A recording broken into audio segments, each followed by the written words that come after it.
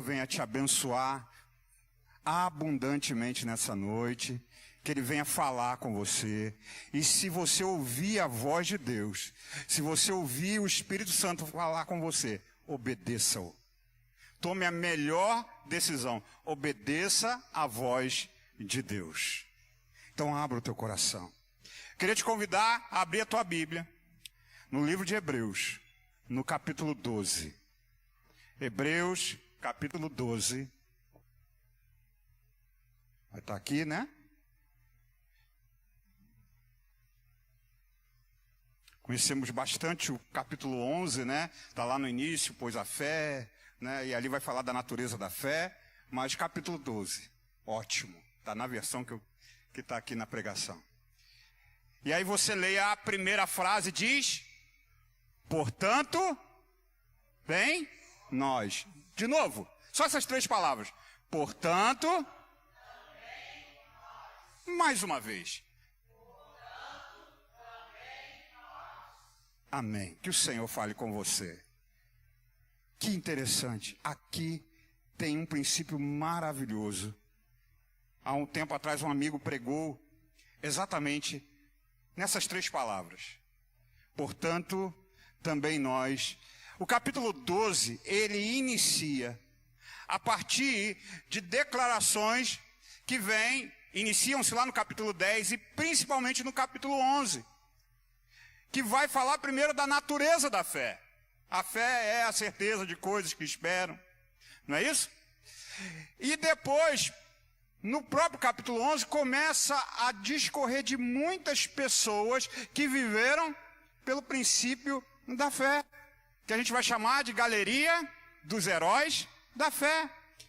Lá no versículo 38 do capítulo 11 de Hebreus, vai falar que essas pessoas eram homens dos quais o mundo não era digno deles. Tal era a vida que eles dedicavam por causa da fé. Tal era a forma como eles viviam essa fé. E aí, nós olhamos para esse capítulo 11 e a gente se emociona. Porque a gente vê uma chamada de Deus, né, para pessoas que vivem o chamado de Deus. E aí a gente, em muitos momentos, olhamos para isso e falamos assim, que coisa maravilhosa. Quando a gente lê a história de cada um daqueles homens, né, de cada uma daquelas pessoas que vivenciaram a fé, quem não se alegra ao olhar para essas pessoas? Quem não se alegra de ver como Deus age poderosamente por meio de pessoas? Mas é interessante que é um convite do escritor de Hebreus para nós. É interessante que o escritor de Hebreus, ele repete algo que é citado primeiramente por Abacuque, no capítulo 2, versículo 4. Depois por Paulo, em Romanos, capítulo 1, verso 17. Depois ele cita em Gálatas, capítulo 3, verso 17. Em Hebreus, capítulo 10, verso 38, ele diz, portanto, o meu justo viverá pela fé. E se ele recuar, minha alma não tem prazer nele. Nós, porém, não somos dos que recuam, mas somos dos que perseveram para a soberana vocação, para aquilo que Deus tem reservado para nós. Nós somos essas pessoas. Então o escritor de Hebreus nos convida a esse novo modelo de vida. Que modelo de vida? O justo viverá por meio da fé. É esse o modelo de vida reservada para nós. Esse modelo, não só Hebreus, mas toda a Bíblia, de Gênesis a Apocalipse, nos convida a uma vida de plena confiança em Deus. Que nós venhamos a confiar a nossa jornada, a nossa existência, o nosso serviço ao Senhor, viver em confiança ao Senhor. Entrega o teu caminho ao Senhor, confia nele e o mais ele fará, não é isso que o salmista diz? O tempo todo, quando nós olhamos para a Bíblia, é um convite a confiar em Deus. É um convite a entregar a nossa vida nas mãos de Deus. Mas é interessante quando nós olhamos, existem pessoas que insistem em viver uma vida superficial.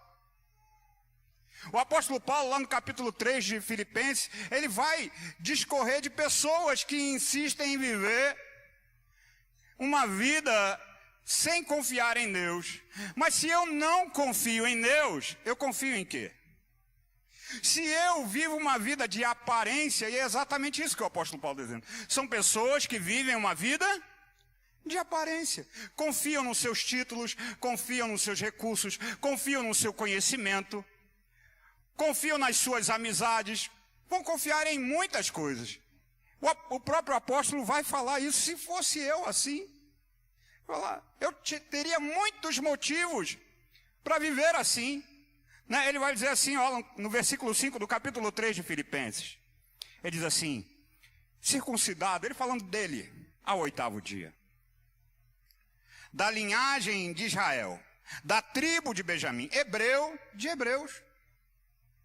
Segundo a lei, fui fariseu, segundo o zelo, perseguidor da igreja, segundo a justiça que há na lei, irrepreensível. Mas o que para mim era ganho, reputei-o como perda a Cristo, por causa de Cristo.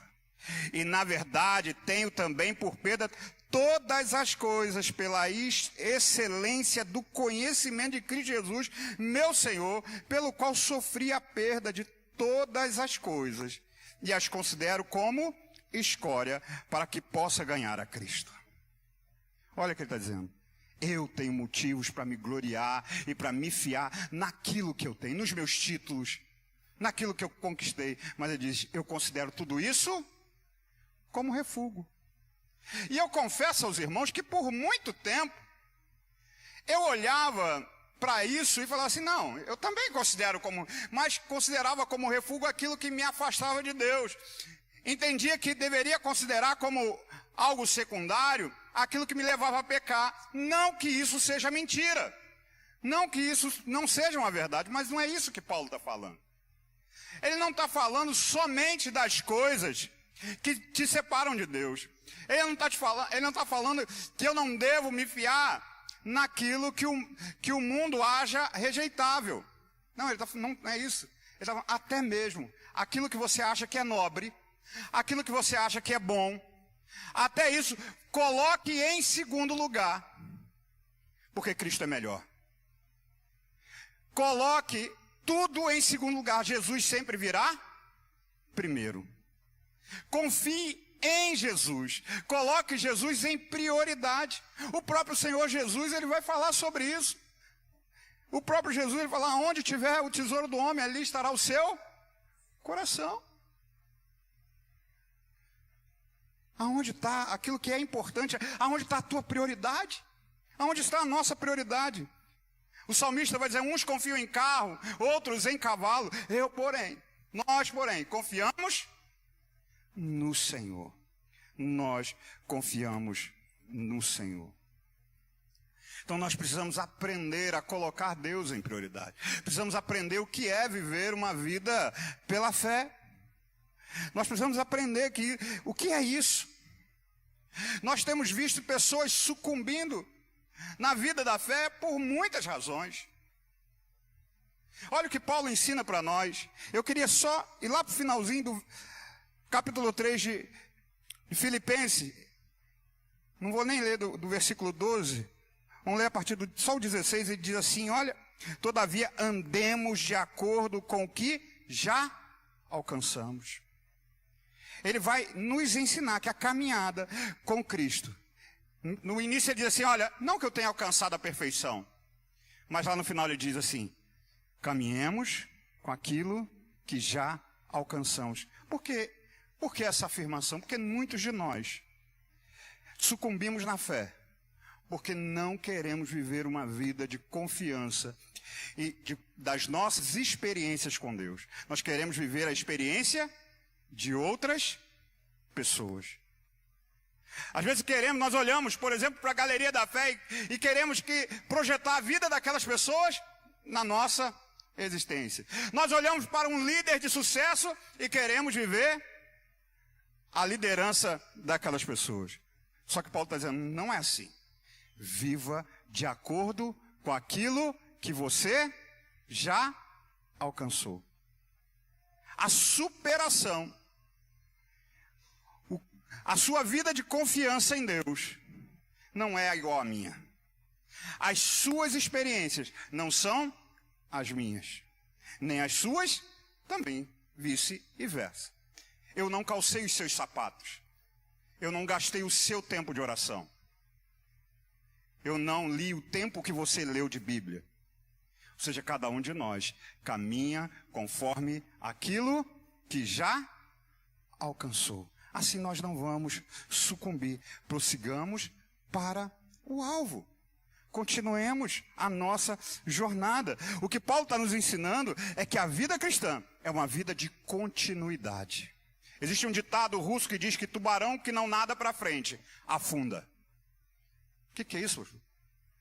Ou seja, algumas espécies elas precisam continuar nadando até mesmo quando dormem, porque senão elas morrem sem oxigênio. É a mesma coisa na vida cristã. A vida cristã é uma vida de continuidade. Nós precisamos continuar, nós não podemos parar. Se eu avancei hoje, o meu avanço de hoje, ele não serve para amanhã.